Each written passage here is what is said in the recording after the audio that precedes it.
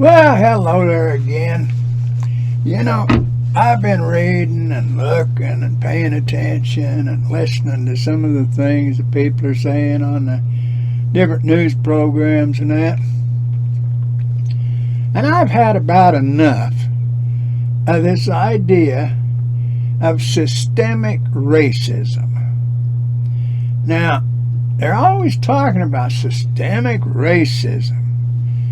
And they talk about the people that are, well, I guess black and brown, because I never hear anything. There's a lot of feelings about the Asians doing so well in schools and with intellectual type stuff, so you never hear. And the Chinese got the same problem. They're just too good at doing the stuff. Well, if you ever been around them much, they sit there and they work at doing that. So they deserve everything they get as far as intellectual, attributes go, because they just study and work hard. Now, but for systemic racism, black and brown, that don't fit. If you want to look at systemic racism in the United States of America, from the time, from the 1800s, 1820, let's go from there, because systemic racism affected one particular race of people, and that would be the American Indian, Native Americans, whatever they want to be called, that's all right. All the way from Maine to Florida to Washington to Southern California. It's the Native Americans, the Indians, that can claim systemic racism. In 1830, the Cherokee, there were 5 Choctaw, and that I forget the other 3, but Seminole was one of them. They had good farms and good land down there in Georgia, Tennessee, and that area, moved around. And they was doing good, and they were working. Well, if anybody's ever seen that Clint Eastwood movie, The Outlaw Josey Wales, that Chief Dan George, now he was a Cherokee in there that played the part of a man who had gone to Washington to complain about the Indian status. That would have been before the Civil War.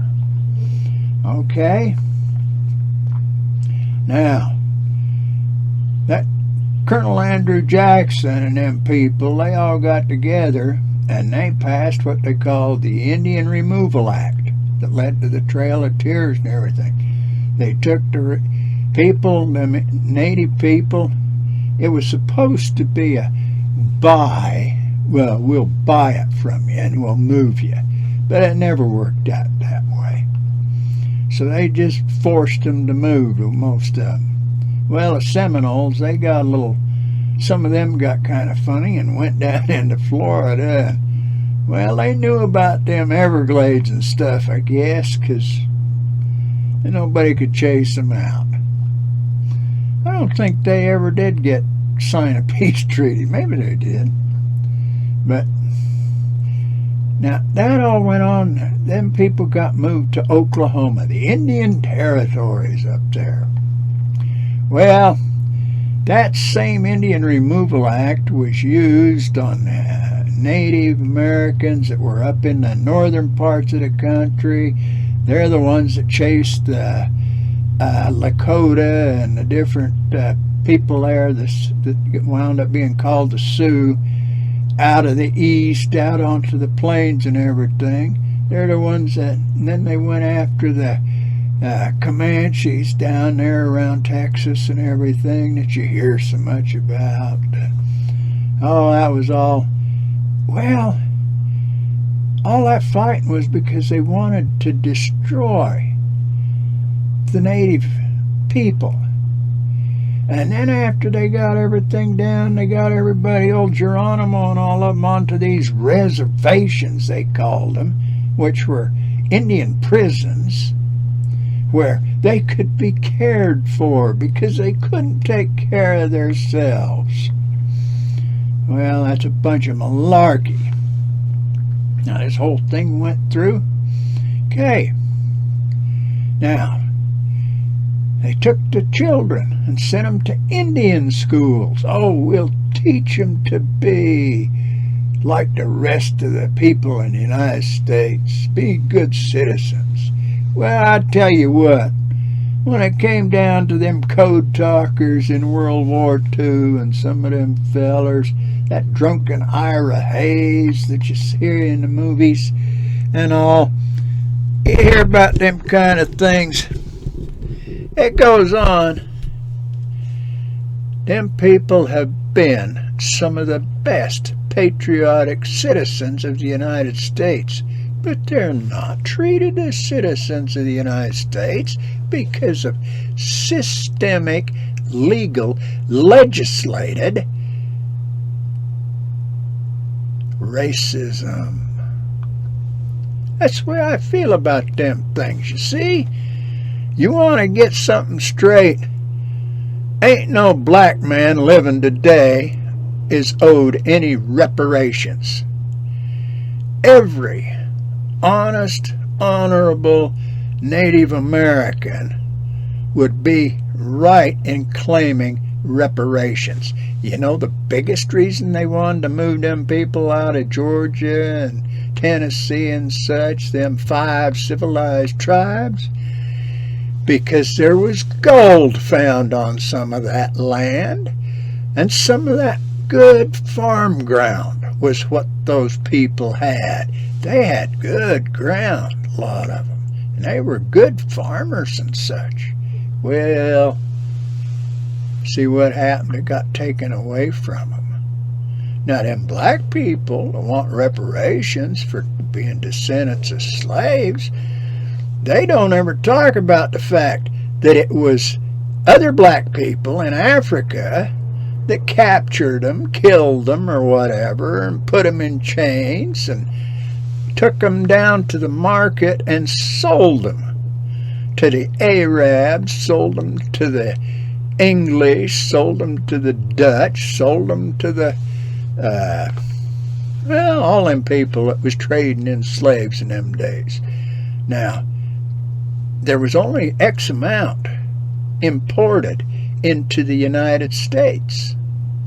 And that all stopped because of the law. And then there was smuggling, of course, of some. But no, when it come around, well, it's just like today, you know, them politicians back there, when they started that Civil War, they promised 20 acres and a mule to all the freed slaves.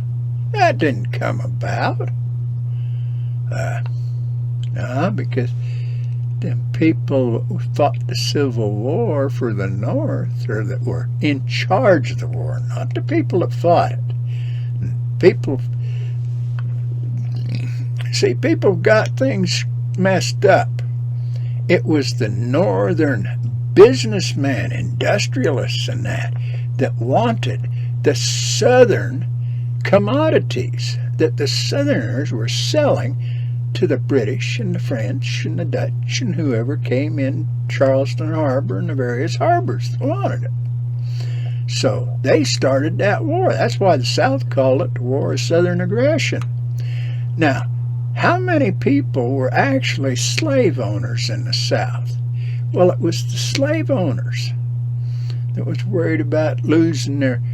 But most of the people that fought the Civil War for the Confederacy were poor English immigrants, Scottish, Irish, different people that had come over and gone down there and left. No, you see, this whole story has been told wrong. And I'm tired of this thing about systemic racism. You want to start doing something right? Let's make reparations to the people who have been wronged, not people who were just victims of, well, the natural course of events. Think about it. Next time you see some Indian art or something, think about them people. They're a religious, good, hard-working people, most of them. And their problems, they're stolen children, they're all the Native women that are disappearing off the reservations, being stolen. They don't just ever show up. All the children that are being stolen now and then. Think about it. If you want to feel sorry for somebody, don't feel sorry for them. Make it right. Well, that's all I got to say.